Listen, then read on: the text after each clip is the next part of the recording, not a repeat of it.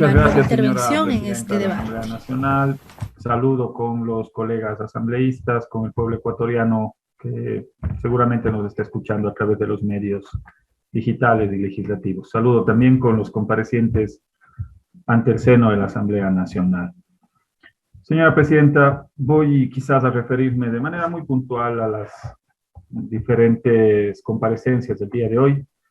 Me llama mucho la atención con respecto a la presentación del ministro de Energía, que se han realizado 7 bypass, 7 procesos constructivos.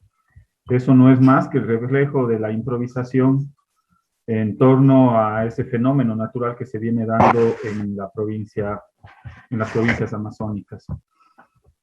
Señora presidenta, con respecto a la intervención del señor ministro de Transportes y Obras Públicas, yo creo que la mayoría de asambleístas han dado a conocer la difícil y complicada situación vial que estamos viviendo en el país. Lo que en algún momento fue motivo de inauguraciones y orgullo, hoy se convierte en una dolorosa realidad entre súplicas y soluciones parches, señora presidenta. Los datos entregados por el propio señor ministro de Transportes y Obras Públicas lo que dan cuenta es de la precariedad de la situación vial que estamos viviendo en el país. Se plantea que la red vial estatal está compuesta de 10.264 kilómetros y nos menciona que el 41%, es decir, alrededor de 4.200 kilómetros, se encuentran bajo la señal de conducir con precaución. ¿Eso qué significa? Significa el deterioro de las condiciones viales en gran medida en diferentes provincias del territorio nacional. Pero aquí es cuando yo me pregunto, ¿cómo llegamos a este punto? A este punto de tener casi la mitad de la red vial estatal en condiciones deplorables. Si hasta hace poco, según el Foro Económico Mundial, éramos el segundo país de Sudamérica con relación a la realidad y a la infraestructura vial. Estábamos luego de Chile como el segundo país de América Latina. Es que, ¿qué es lo que ha pasado en el país, señora presidenta? No nos podemos olvidar que todo lo que tocó el morenato lo terminó destruyendo. Fueron 4 años sin mantenimiento vial, fruto del tan denominado austericidio, señora presidenta. Y por supuesto, la imposición de políticas fondomonetaristas que al final del día redujeron los presupuestos precisamente para ese mantenimiento vial. Y si bien es cierto aquí la responsabilidad, digamos, es directa del gobierno del presidente Moreno, tampoco se pueden venir acá a lavar las manos porque ya a partir del 2021 se presentó una reforma al presupuesto general del Estado por parte del gobierno del presidente Lasso y también en el 2022. Pero resulta que no se priorizaron los recursos ni para vialidad, ni para salud, ni para educación.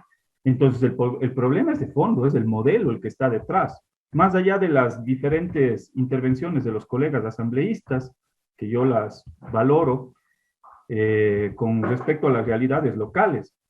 Pero resulta que en el PAI del 2022, el Plan Anual de Inversiones del 2022, quizás es uno de los más bajos de la historia de los últimos 15 años, señora presidenta.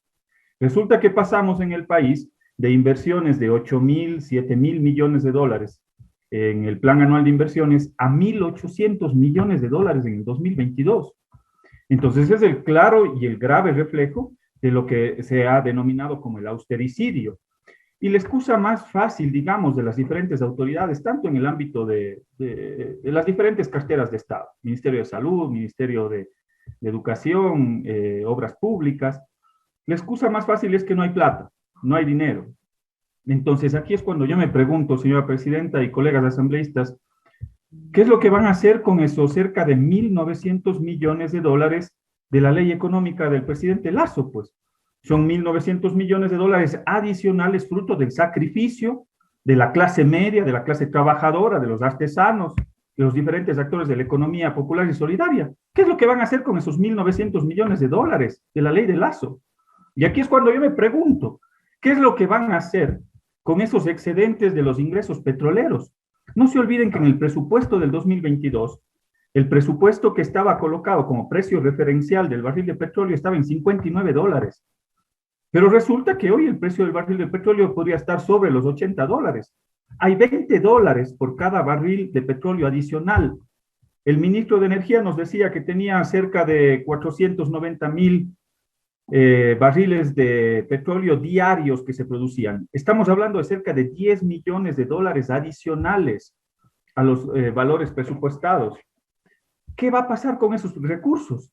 Entonces, aquí nuevamente regreso al tema de las prioridades. Resulta que esos recursos seguramente no van para obras públicas, seguramente no van para salud, seguramente no van para educación. Y aquí la genial respuesta de los neoliberales es que seguramente el precio del petróleo y los otros ingresos adicionales, lo único que van a lograr, el gran logro para algunos economistas, es reducir el déficit fiscal. O el gran logro para algunos otros economistas es tener grandes reservas fuera del país, en Suiza posiblemente ganando menos del 1% de interés. Entonces, es el modelo el que está detrás y es el modelo al cual critico, señora presidenta. Yo me pregunto, mientras eso sucede, ¿qué va a pasar con la salud de la gente? ¿Qué va a pasar con la educación de nuestros hijos? ¿Qué va a pasar con el desarrollo y la reactivación económica del país ante esas respuestas de algunos sectores, de algunos economistas neoliberales? Entonces, eso es lo que nos tiene que preocupar, señora presidenta. Y es que no es solo un tema de recursos, es un tema de prioridades. Y aquí es cuando yo me pregunto, ¿la economía está al servicio del ser humano? ¿O resulta que al final del día el ser humano está al servicio de la economía y de un modelo económico neoliberal? Y eso es lo que deberíamos preguntarnos al final.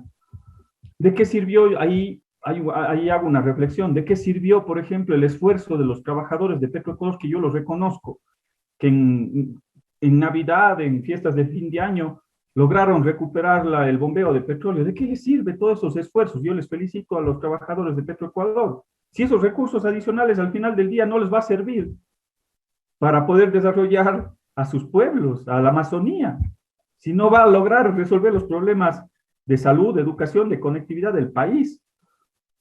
Y si la priorización de los recursos es un problema, el otro gran problema, señora presidenta, es el centralismo o el bicentralismo.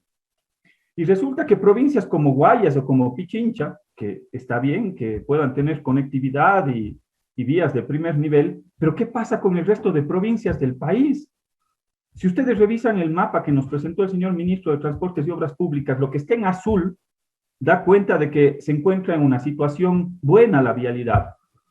Y resulta que lo que está en amarillo, es decir, las provincias del sur, las provincias de la Amazonía, el noroccidente del país, esas se encuentran en amarillo, es decir, prácticamente sin atención.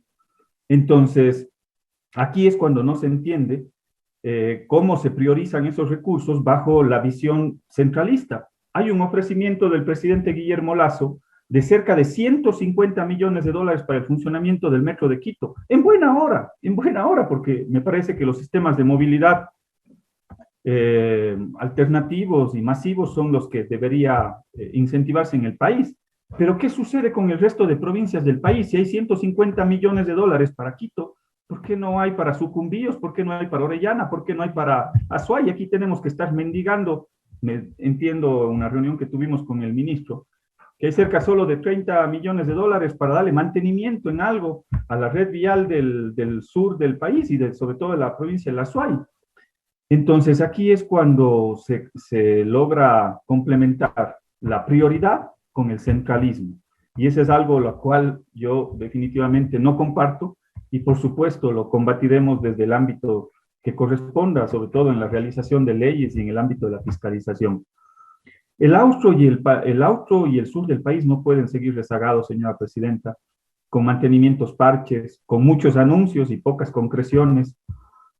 Azuay y la región se encuentra prácticamente aislada de los puertos, de los aeropuertos, pese a la gran capacidad productiva que tiene nuestra región. Es muy difícil acceder al puerto de Guayaquil. Vaya idea cómo se encuentra la vía Cuenca-Molleturo-Naranjal, con una serie de complicaciones. Vaya y vea cómo se encuentra la vía Machala, que ya lo decía el colega asambleísta de la provincia del Oro, el colega Falqués. Es un desastre vial. No se puede llegar la gran producción que tenemos en el austro ecuatoriano a nivel industrial, agroindustria y la Amazonía también, no se puede llegar a los principales puertos. Y la conectividad no puede ser solo entendida en el ámbito de la conectividad vial. La conectividad aérea también es importante y fundamental y no se ha dicho absolutamente nada sobre ese tema. Y también la conectividad digital, que esa es la nueva autopista de las telecomunicaciones, que es fundamental también para el desarrollo del país y que tampoco se ha tocado ese tema. Y por último, señora presidenta, como ante la delicada situación y fruto del austericidio, el austericidio siempre será una buena excusa para la privatización y ya se ha anunciado la concesión de, en el caso de mi provincia, de 4 ejes viales, la privatización de 4 vías.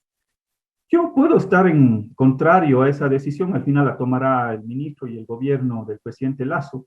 A mí me parece que si es que las inversiones son íntegras desde el sector privado, por supuesto, tiene la obligación de recuperarse esas inversiones, pero resulta que aquí tenemos una autopista como la autopista Cuenca-Sogues, que quieren poner estaciones de cobro de peaje sobre inversiones que ya hizo el gobierno nacional en plenas zonas periurbanas o que conectan a zonas urbanas. Entonces ahí por supuesto que me voy a oponer radicalmente a la utilización, a la colocación de un peaje en plena zona urbana de la ciudad de Cuenca.